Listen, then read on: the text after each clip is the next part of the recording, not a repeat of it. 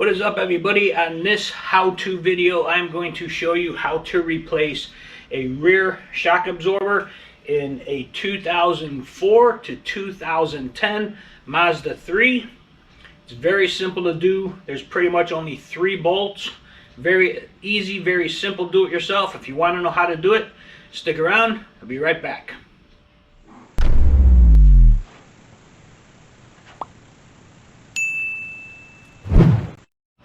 Alright guys, for this you're going to need a 21mm socket to take off the lug nuts. You're going to need a 17mm socket to remove the bottom bolt of the shock absorber. You're going to need a 12mm socket, long socket, to remove the top 2 bolts. You're going to need a 1/2" ratchet, and you could, if you have one, use a impact wrench.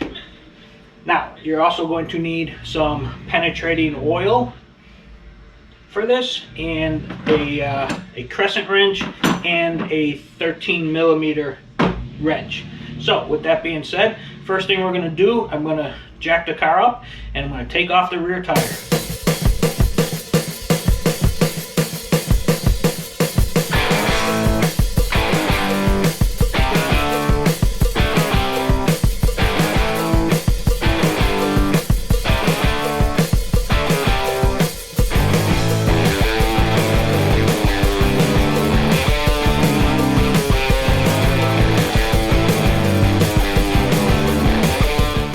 Alright guys, once you get the tire off, you'll expose the rear shock, which is right here. There are 2 bolts up on top. First thing you're going to want to do is spray those with some penetrating oil. Get those nice and soaked. And then on the bottom of the strut, down here, there's a 17mm bolt that you're going to want to spray that too.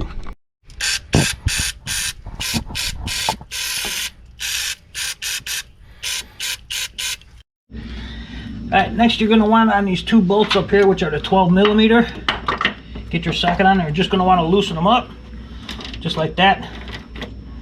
They are that easy to loosen. You don't want to take them all the way off yet. Just want to get them loosened up,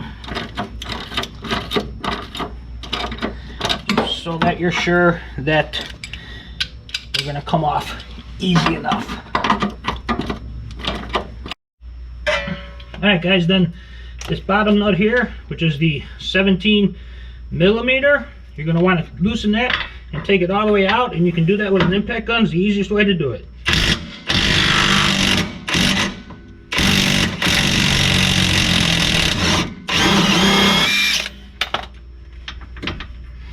Now you might have to wiggle it a little bit.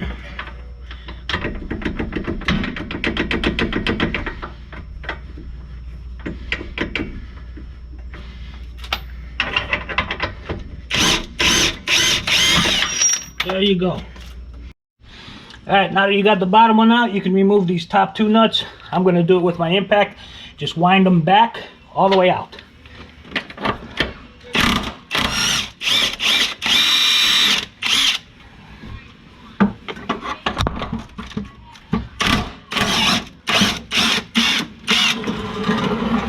You can see how easily that comes down to take it out. And now basically all you do is you just kind of lift it up and you wiggle it out, get it up through the bottom, kind of compress it, the top down a little bit, and it comes right out. Now you can see this is all full of oil. This one is bad, real bad, as you can see. So I'm going to set this aside. Next thing we need to do is take this nut off the top here to remove the mounting bracket. Alright guys, next thing you're going to want to do is remove this nut off the top of this mounting bracket here. There's a couple ways to do it. First, if you can get it just a little bit loose with an impact, then you can use the locking pliers or the adjustable. The top of this bolt has a flat end on it, and then your 13mm thing. So let's see if we can break it free first with the impact. Yep. And see, once that starts spinning, Then what you want to do is take your locking vice grips, your 13 millimeter open and wrench, to get it the rest of the way loose, because it is a locking nut, so when it gets down to the bottom it will self-tighten. And once you get past a certain point when you're trying to loosen it, it will just come and spin right off. We are just about there, I think. Yep, right there. Alright, so now take that off, and it's going to make a liar out of me, isn't it? There we go. Now you need to save this nut because you need to put it on the new one. That, and then this just pops right off the top.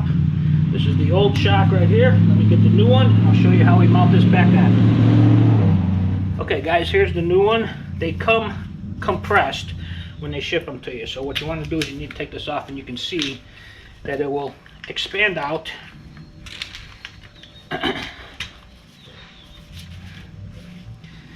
Okay, now you want to take, oh, it came with a nut. Okay, some of them come with nuts, some of them don't. So we don't need that old nut anymore. We'll use the new one. You take the old mounting bracket, put it over the top like so. You take the new nut, put it on. You can turn it down till it grabs, because it is going to hit a point where it's going to tighten up like so. And then basically you just do the reverse process. It's got two flat sides on there. You take your locking pliers, locking wrench, however you want to do it, grab the top of that shaft, take your 13 millimeter, and you just run it all the way down to the bottom. It does not have to be super duper tight, just snugly tight, if that makes any sense.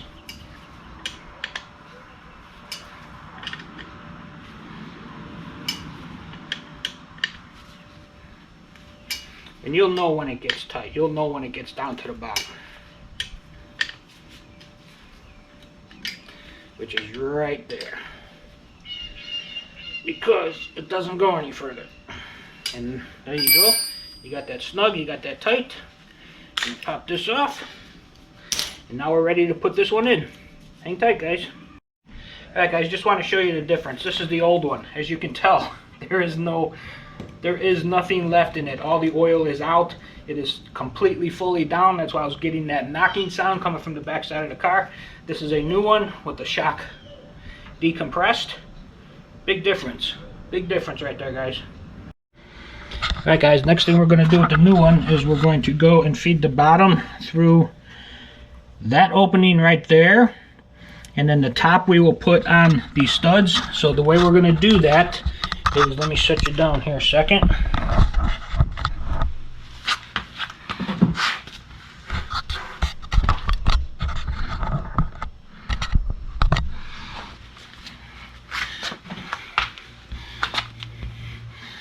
Alright, so we're going to compress the shock.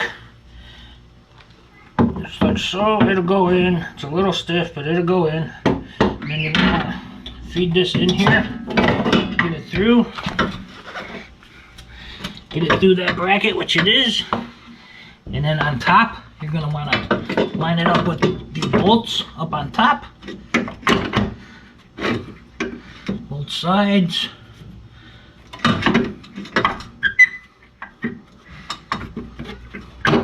Like so. Now, all we're going to do is just start these nuts on here just to hold that top in place while we attach the bottom through the mount. Alright, now what you're going to want to do is get this bolt through. You might have to pull on the shock a little bit to get it to line up.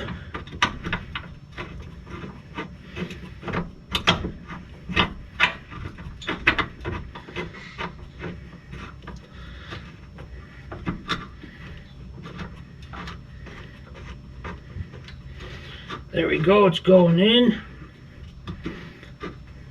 Now you can take your impact and you can drive it all the way home.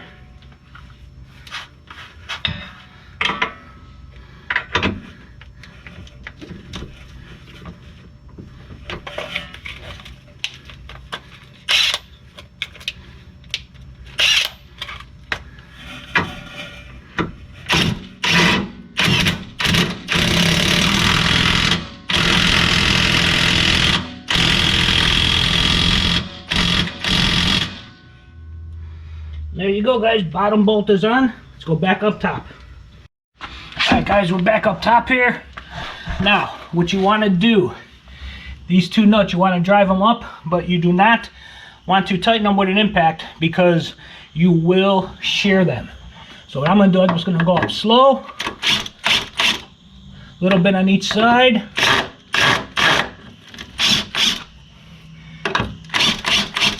Till it gets just about to the top. Like so. Then I'm going to take my socket off my impact and I'm just going to tighten them up snugly tight, if that makes any sense to you guys. They don't need to be super tight. Just like so.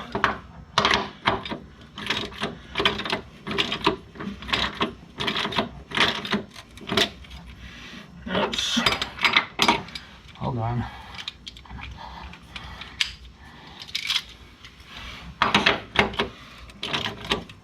You'll feel when it gets tight. I'm using one finger. I'm using just my thumb. Give it a little snug. That's all it needs. Just a little snug, and that's good. I've learned from experience, trust me, if you take an impact and go all the way up, you will break that bolt. And that's basically it, guys.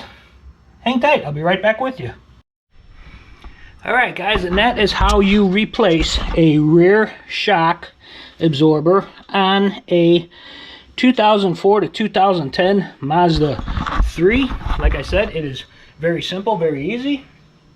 If you like this video, please give me a thumbs up. Check out my other how-to videos I have on this channel. A little box will pop up in the corner up here at the end of the video. Please subscribe to my channel if you have not subscribed yet for more how-to videos and other stuff I do around the house. A lot of little tips and tricks on doing stuff around the house. With that being said, guys, thanks for watching. Hope this helped. Leave me a comment, let me know, and I'll see you guys on the next one. Thanks, guys.